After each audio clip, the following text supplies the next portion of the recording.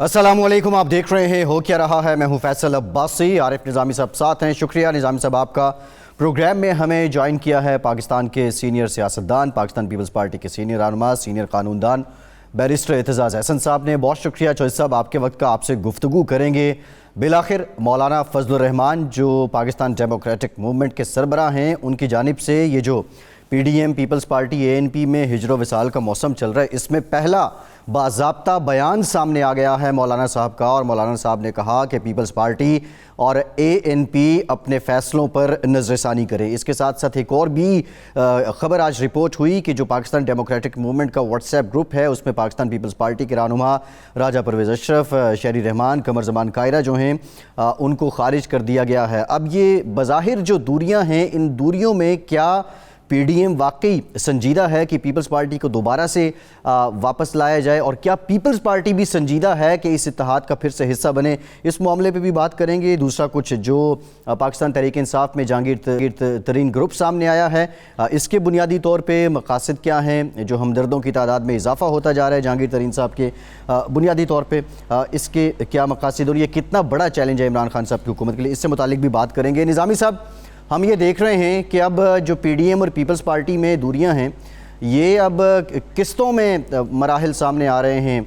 पहले CEC की meeting हुई, फिर उसके बाद व्हाट्सएप वाला इवेंट भी हुआ, लेकिन पीपल्स पार्टी की बैठक में बैठ के ये 26 निकात तय हुए थे। पीपल्स पार्टी ने APC को होस्ट किया था और उसके बाद 6-7 महीने बड़ी जानदार अपोजिशन देखने को मिली, लेकिन एकदम से ये दराड़, इसके पसे पर्दा मुहर्रिकात निज़ामी साहब आपको क्या लगते हैं? ये दराड़ जो है, ये जब इन्होंने इकट्ठे काम किया PDM में, तो दोनों पार्टी बिलखुसूस पीपल्स पार्टी को ये एहसास हुआ कि नवाज लीग के साथ काम करना कितना मुश्किल काम है। वो उनकी अप्रोच होती है heads have and tells you lose, यानी कि हर हालत में वो अपनी जीत समझते। मेरे ख्याल से तो ये मसला है। और सियासत कुछ लोग कुछ दो की बात है।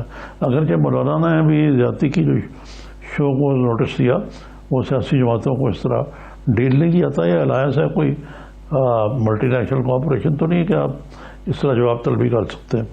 वो उनकी भी ज़्यादती थी। और अब ये नहीं कि ये मुखमुखा हो जाएगा, इसका दराड़ तो बहुत बुरी तरीके से पड़ गई इससे। जी चौधरी साहब, आपका क्या ख्याल है? मेरा तो अपना एक तजिया है इस मामले में। आरिफ साहब, आपकी बात दुरुस्त है। देखें, ये तो मैं 50 साल से सियासत में हूँ। अयूब खान के खिलाफ जो स्टूडेंट्स की तहरीक चली थी, तब से डंडे खाए हैं पुलिस के, और हवालात में रात रखे गए हैं। फिर मोहतरमा फातिमा जिन्ना की सियासत, उनके साथ उनकी इलेक्शन में, और वो COP बनी थी, कंबाइंड अपोजिशन पार्टी। मैं तो उसमें अहमियत नहीं था रखता, पर मेरे वालिद उसमें बड़ा कलीदी और बड़ा किरदार थे, और हम साथ थे। फिर भुट्टो साहब की सियासत, फिर MRD की सियासत। MRD 9 जमातों का एक इत्तेहाद था, और उनमें सबको साथ लेके चलना, सबको साथ। ये हमने कभी नहीं सोचा। MRD में भी MRD में पीपल्स पार्टी बड़ी जमात थी, और MRD में के वक्त नहीं सोचा, ARD के वक्त नहीं सोचा, PDF के वक्त नहीं सोचा। इतने इत्तेहाद बनते रहे कि हम जिस तरह फेडरल सेक्रेटरी हैं, और शाहिद खान अब्बासी साहब की जो पार्टी है, ये चपड़ासी है बाहर मेरे दरवाजे के खड़ा हुआ। ये तो इन्होंने इस तरह शो कॉज नोटिस दिया। कब शो कॉज नोटिस दिए जाते हैं? इज़हार वजूह के नोटिस सियासी जमातों में। ये तो इनको समझना चाहिए था। इनको तो सियासत का अबजद नहीं पता, अलिफ बे जीम नहीं पता इनको। अब उसका क्या करें? मैं वैसे इस नतीजे पे पहुंचा हूँ बड़ा सोच के, ये और बड़ी तकलीफ और दुख की बात कि असल में जो भी लोग, और वो बहुत बड़ी पनीरी थी 1985 की असेंबली में जिनकी पैदावार हुई, जो उसमें बने, जो पहली दफ़ा उन्होंने सियासत में कदम रखा 1985 की इलेक्शन, जो गैर जमाती थी और गैर सियासी थी। جس میں آپ کسی انڈیپینڈنٹ ہی تھے، سارے ہی انڈیپینڈنٹ تھے، کوئی پارٹی حصہ نہیں دے سکتی. پھر جب آپ پارٹی اس میں آ گئے اسمبلی میں، تو اسمبلی میں آپ کو رولز جو اسائن کیے گئے وہ ضیاء الحق نے کر دی. آپ وزیر آ جائیں جی، آپ وزیر داخلہ ہو گئے، آپ وزیر خارجہ ہو گئے، آپ فلاں ہو گئے، آپ پارلیمنٹری سیکرٹری ہو گئے. جو آپ کو وہ کردار ملا وہ آپ نے اس کو پرفارم کرنا شروع. سو آپ کی تربیت ہی ایسی ماحول میں ہوئی ہے کہ اس کے بعد جب آپ نے دیکھا کہ ضیاء الحق نے محمد خان جنیجو کو فارغ کر دیا تو آپ سارے کے سارے اس میں چلے گئے.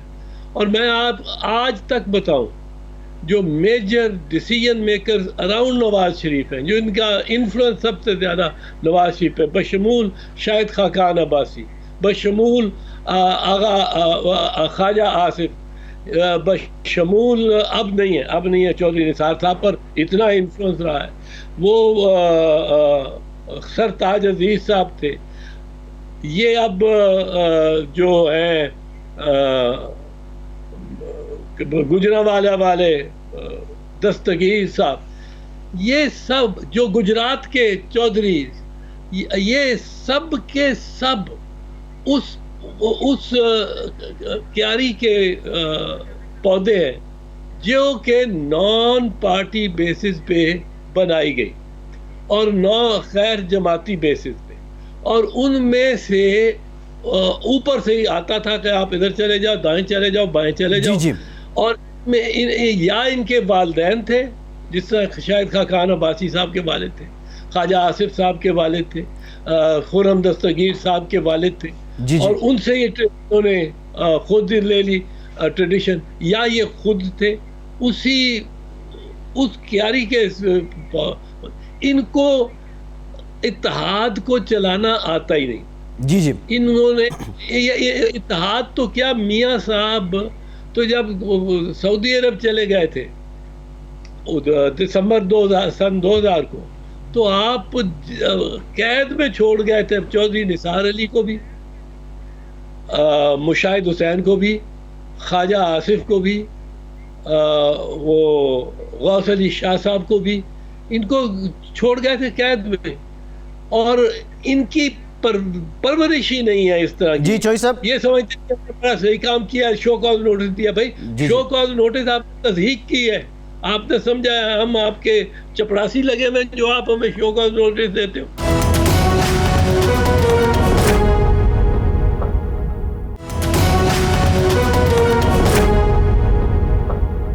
المختصر چوئی صاحب یہی کہہ رہے ہیں نا کہ اس پارٹی نے ایک تو ضیاء الحق کی آمریت کی کوکھ سے جنم دیا، نمبر 1. نمبر 2 یہ پارٹی لیس نظام جو ہے اس کے کلچر میں پڑے بڑے ہیں. تو یہ اپروچ جو ہے سیاسی طور پہ وہ یہی ہے کہ، لیکن اس کے ساتھ ساتھ انہوں نے 3 دفعہ بنے یہ پرائم منسٹر، 3 دفعہ الیکشن بھی لڑے، جدوجہد بھی کی ہے، مارے بھی کھائیں گے تھوڑی بہت. تو یہ کوئی اثر نہیں ہوا اس کا. مجھے تو لگتا ہے بلکہ جو آپ کہہ رہے ہیں اس سے الٹ اثر ہوا کہ میاں نواز شریف نے ایک فیصلہ کر لیا ہوا ہے کہ اب میں نے نوکری نہیں کرنی، اور اگر پرائم منسٹر بنوں گا تو بااختیار بنوں گا. یہ تب بھی کیا تھا جب انہوں نے کہا تھا کہ میں استعفیٰ نہیں دیتا، میں ڈکٹیشن نہیں لیتا. وہ آپ کو بھول گئی ہے 17 اپریل 1992 کی تقریر ان کی بھول گئی ہے آپ کو.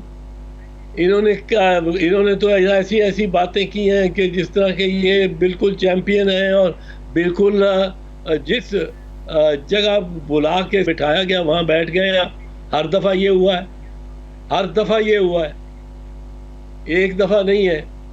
اور مطلب ہے آپ پہلی دفعہ آئے تھے تو غلام اسحاق خان.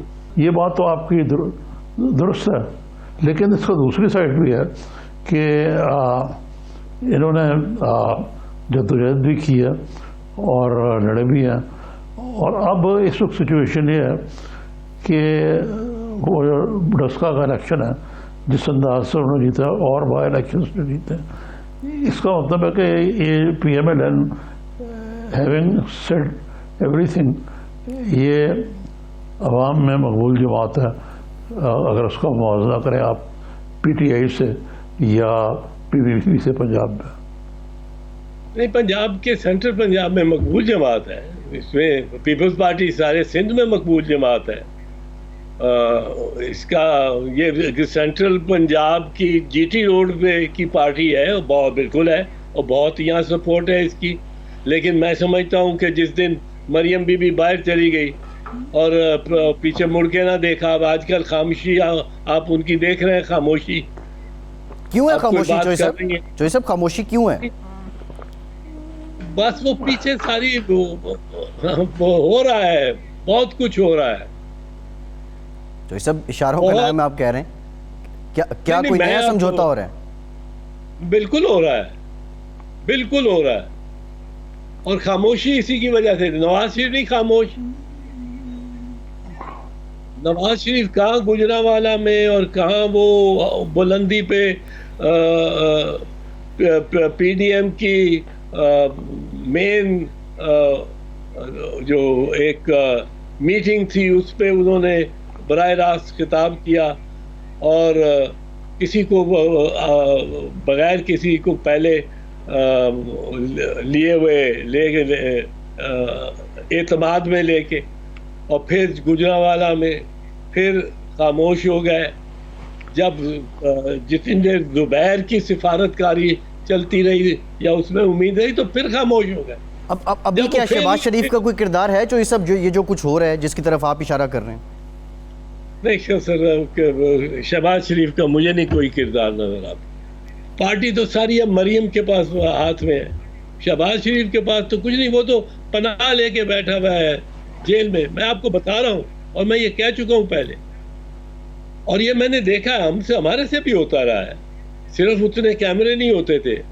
اور عارف صاحب جانتے ہیں میں وزیر داخلہ تھا بڑا گھنٹے خان، اور بی بی کے ساتھ اگر ایک جلسے کے سٹیج پہ چڑھ رہے ہوتے تھے تو لوگ سارے بی بی کو بچانے کی اور بی بی کے ارد گرد ایک چھوٹا سا اظہار بنا کے اور چلا رہے ہوتے تھے اور ہمیں دھکے پڑ رہے ہوتے تھے.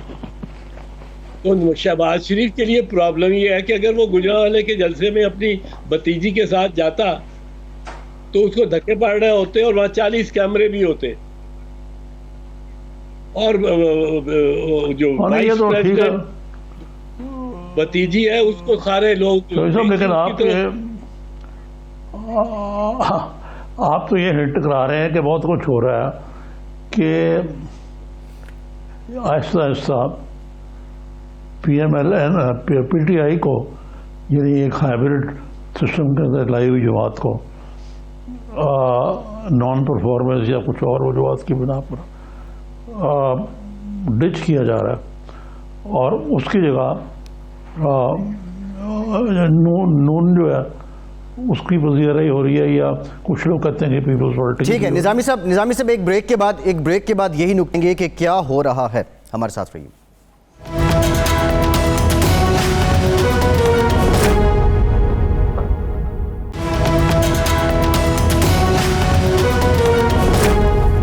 بریک کے بعد ایک بار پھر سے پروگرام میں آپ کا خیر مقدم کرتے ہیں. رمضان المبارک کا چاند نظر آ گیا ہے. کل یعنی بروز بدھ پاکستان میں پہلا روزہ ہوگا. اہل پاکستان کو رمضان مبارک.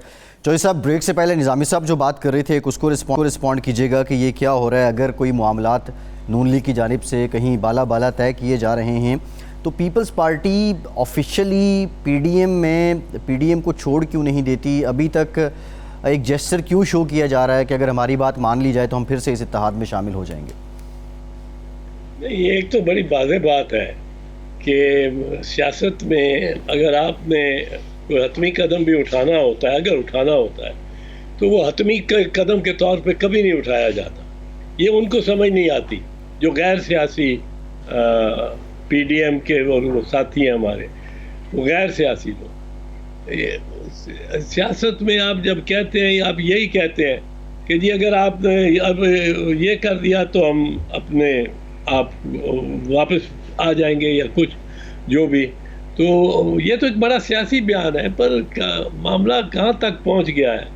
معاملہ ایک شو کاز نوٹس، تضحیک آمیز شو کاز نوٹس، جس میں ایک رعونت ہے، جس میں ایک ایبسرڈٹی اور بدبودار لینگویج ہے، یہ کہ جس طرح مالک کا مکان کرایہ دار کو نکال رہا ہے اور نوٹس دے رہا ہے. اور دوسری طرف میں سمجھتا ہوں کہ یہ ایک جسٹس کرنے کے علاوہ چیئرمین بلاول نے بڑا ڈیسنٹلی اس کو لیا ہے، ٹریٹ کیا ہے اپنی پریس کانفرنس میں. وہ ایک جسچر بڑا کلیئر اور ویلڈ اور ضروری تھا کہ یہ پتہ لگ جائے ان کو کہ بھئی آپ you can't think of us as a pushover, کہ جب چاہے آپ نکال دیں گے، جب چاہے آپ، یہ آپ کے، اور یہ اکثریت کا معاملہ نہیں ہوتا عددی طور پہ کسی الائنس میں. تو میں سمجھتا ہوں کہ معاملات تو بہت آگے چلے گئے ہیں، پر سیاست میں امکانات ہیں. اگر احساس ہو جائے شاید خاقان عباسی کو اور ان کے ساتھیوں کو، رانا ثناء اللہ نے بھی بڑا سخت بیان دیا ہے، اگر ان کو یہ احساس ہو جائے کہ ان سے خود جو اولی غلطی ہو گئی ہے. جی دیکھیں انہوں نے نون لیگ نے سیٹل کر کے پنجاب کی حد تک سیٹل کر کے 5 سیٹیں دے دی پی ٹی آئی کو. ہم نے جھگڑا نہیں کیا، ادھر پارٹی میں ریز کیا ہم نے. جی نظامی صاحب، جی نظامی صاحب، آج تو واٹس ایپ گروپ سے بھی نکال دیا ہے پیپلز پارٹی کی جو رہنما تھے پی ڈی ایم کے واٹس ایپ گروپ میں، احسن اقبال صاحب نے ریموو کر دیا ہے انہیں. اب تو یہ شدت اور یہ تناؤ تو بڑھتا ہی جا رہا ہے نظامی صاحب. یہ اصل میں یہ جو شوہی صاحب نے درست تجزیہ کیا، یہ احسن اقبال ٹائپ کے جو لیڈر ہیں، لیڈر بہت بڑے بن گئے لیکن بدو میں خود، لیکن ان کے درمیان ان کے اندر جو رونت ہے وہ سیاستدان سے زیادہ ایک بیوروکریٹ والی ہے. اس لیے ایسی حرکتیں کرتے ہیں جن کا کرتے وہ کسی کے حکم پہ ہیں، لیکن ان کے جو امپلیکیشنز ہیں بہت دور تک جاتے ہیں. جی چوئی صاحب، اس کو بھی رسپونڈ کیجیے گا. اور دوسرا ترین گروپ جو ہے اس کے ساتھ کوئی رابطے ہیں پیپلز پارٹی کے؟ جہاں تک احسن اقبال ہے، ایک شریف آدمی ہے. اچھا، میں اس کو ناپسند نہیں کرتا ہوں، اچھا آدمی ہے، لیکن اس کا ذہن جو عارف صاحب ابھی بات کر رہے ہیں، ذہن جو ہے وہ ساخت اس کی ہوئی 85 میں، اور ان کی والدہ صاحبہ سارے اس سسٹم میں بڑی اہمیت رکھتی تھی، پر وہ ان الیکٹڈ سسٹم تھا. وہ سسٹم کیا تھا؟ وہ مجلس شورا سے بعد میں یہ بن گئی تھی. 85 کی الیکشن 70% جو مجلس شورا میں تھے وہ 85 کی اسمبلی میں آ گئے. نہ پارٹی تھی، نہ مقابلہ تھا، نہ جماعت تھی، نہ لائلٹی تھی، نہ. آپ ایک پارٹی کے ساتھ چلتے ہیں اور برے وقت میں چلتے ہیں. یہ نہیں کہ آپ بعد میں برا وقت آ جائے تو آپ تھوڑا سا ساتھ اس کو دے لیں. آپ اس پارٹی کے بناوٹ میں، اس کی بنیاد میں اس کے ساتھ ہوتے ہیں. اور یہ تو پارٹی بنی ہی مصنوعی طور پہ نواز لیگ اور جنیجو لیگ اور ضیاء لیگ، یہ تو بنی ہی اوپر سے بنا دی. اور جس کو پتلے کو کہا ادھر بیٹھ جاؤ، ادھر بیٹھ جاؤ، ادھر بیٹھ جاؤ.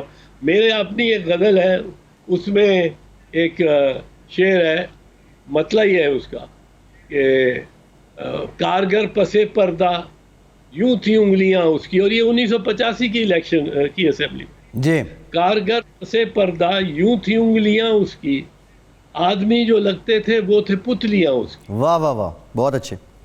تو یہ 85 کی اسمبلی کا ایک بہت اس نے نقصان پہنچایا پاکستان کی سیاست کو. اس سے پہلے کے سیاستدان یہ ان کے ساتھ لاکھ اختلاف ہو، پر سردار شوکت حیات ہو گئے، نوازادہ خان ہو گئے، میر غوث بخش بدنجو ہو گئے، ولی خان ہو گئے،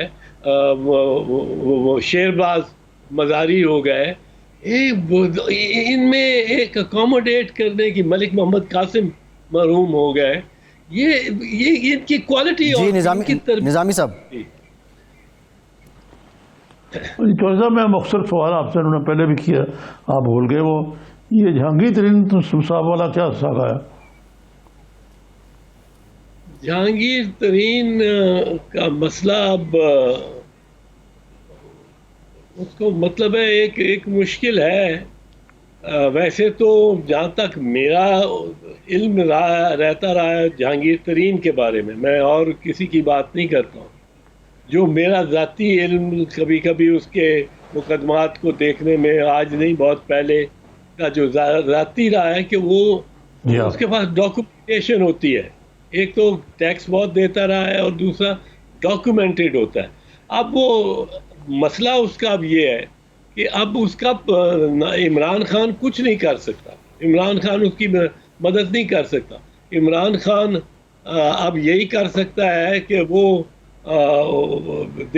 بھی دیکھتا رہے کہ ایف آئی اے کی ٹیم کیسی چل رہی ہے، کیسی، پر وہ اس میں مداخلت نہیں کر سکے گا، کوئی امداد نہیں کر سکے گا، کیونکہ اب ایکسپوجر اب اس پہ مطلب ہے 40,000 واٹ کے اس کے چھت میں لگے ہوئے بلب ہیں جو اس کیس کو دیکھ رہے ہیں، اور پھر مقناطیسی شیشوں کے ذریعے وہ اس کو دیکھا جا رہا ہے، اور اس کا تو اب اس کو بیسکلی بنیادی طور پہ اپنے سارے کاغذات اور اپنے سارے جو حساب ہیں اور اکاؤنٹس ہیں اور جو ٹرانزیکشنز ہیں، جو ایکسٹرا ٹیریٹوریل ٹرانزیکشنز ہیں، وہ سب ان کو ایکسپلین تو کرنا پڑے گا۔ میرے خیال میں وہ شاید پاکستان کا ایک ایسا لارج ٹیکس پیئر ہے جو کر سکتا ہے، پر یہ کرنا پڑے گا۔ جی ٹھیک، بہت شکریہ چودھری اعتزاز حسن صاحب۔ وقت کا ایک بریک لیتے ہیں اور بریک کے بعد ذرا دیکھیں گے کہ یہ جہانگیر ترین گروپ پی ٹی آئی میں کتنا بڑا چیلنج ہے اس وقت حکمراں جماعت کے لیے۔ ہمارے ساتھ رہیے۔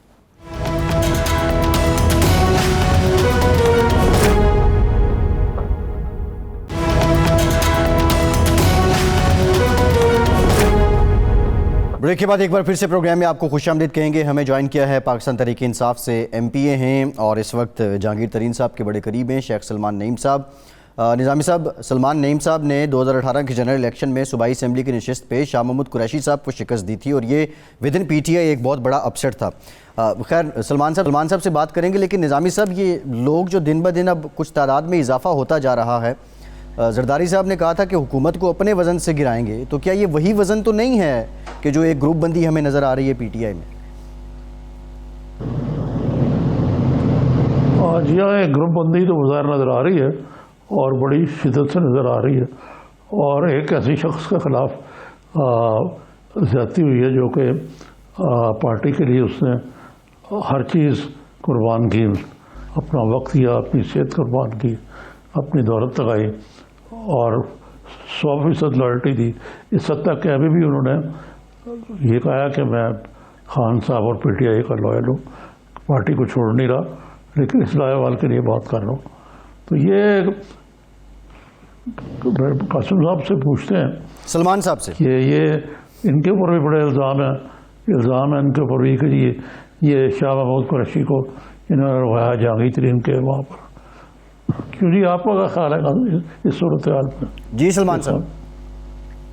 جی بہت شکریہ، آپ نے مجھے انوائٹ کیا اپنے پروگرام میں۔ نظامی صاحب، آپ کافی سینئر ہیں، شاید میری عمر سے بھی زیادہ آپ کا تجربہ ہے، آپ نے مختلف الیکشنز دیکھے پاکستان میں، پوری دنیا آپ نے دیکھی۔ مجھے صرف اس بات کا جواب دیں کہ میں ہر کسی سے ہوں کہ جہانگیر ترین صاحب، لودھراں سے ان کا تعلق ہے، لاہور اسلام آباد میں ان کا ٹائم گزرتا ہے، وہ وہاں پر بیٹھ کے مجھے کیسے سپورٹ کر سکتے ہیں شاہ محمود کے خلاف؟ اگر انہوں نے سپورٹ کیا ہے، اس کا مطلب شاہ محمود قریشی صاحب اتنے کمزور تھے کہ ایک باہر سے بندہ آیا لودھراں سے، لاہور سے، اسلام آباد سے، اور کسی کو سپورٹ کر کے ملتان میں ان کو ہروا کے چلا گیا۔ مطلب دونوں چیزیں میں سمجھتا ہوں کہ ان کی فیور میں نہیں جاتی۔ اگر وہ مجھ پہ یہ الزام لگائیں کہ مجھے ترین صاحب نے سپورٹ کیا تو یہ تو میں سمجھتا ہوں اور بھی بری بات ہے۔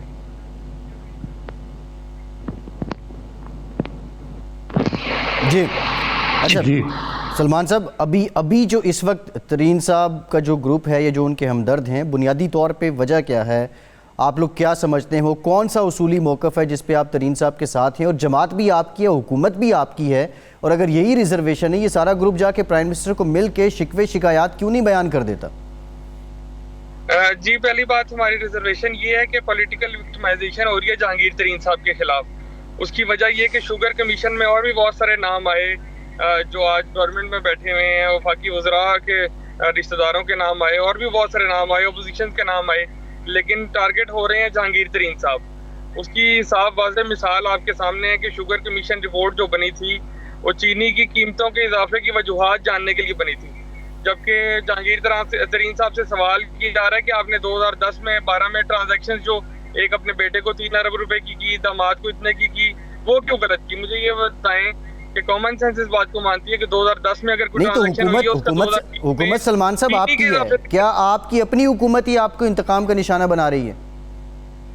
جی بالکل، میں یہ سمجھتا ہوں کہ حکومت ہماری ہے، حکومت پاکستان تحریک انصاف کی ہے۔ ہم یہ تو پہلے دن سے کہہ رہے ہیں کہ پاکستان تحریک انصاف سے ہم انصاف کا مطالبہ کر رہے ہیں کہ ہمیں انصاف دیا جائے۔ نظامی صاحب نہیں، لیکن اس کی وجہ کیا ہو سکتی ہے؟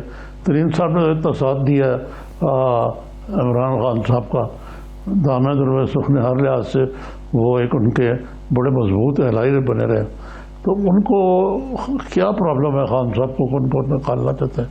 کچھ لوگ کہتے ہیں کہ جو چیف بیوروکریٹ ہے یہ ان کے پیچھے پڑے ہوئے ہیں کہ خان عمران کہ وہ جہانگیر ترین صاحب جو ہے وہ مداخلت کرتے ہیں ان کے کاموں میں۔ جی نظامی صاحب، اس میں کوئی شک نہیں، ہمارا گروپ یہی سمجھتا ہے کہ جو بیوروکریٹس کے چیف ہیں، اس کے بعد جو پھر ان الیکٹڈ لوگ ہیں پرائم منسٹر کے ارد گرد، وہ شاید خوش نہیں تھے جہانگیر ترین صاحب کی عمران خان سے قربت سے، تو شاید وہ چاہتے تھے کہ یہ بندہ دور ہوگا تو ہم کوئی اپنے فیصلے منوا سکیں گے، پرائم منسٹر سے اپنی باتیں منوا سکیں گے، اور ابھی تک وہ کامیاب ہیں۔ وہ جہانگیر ترین صاحب کو ان سے عمران خان سے ابھی تک وہ دور کرنے میں وہ کامیاب ہیں۔ جی ٹھیک، بہت شکریہ شیخ سلمان نعیم صاحب، آپ کے وقت آپ ہمارے ساتھ موجود تھے۔ نظامی صاحب آپ کا بھی شکریہ، آج کے پروگرام سے اتنا ہی۔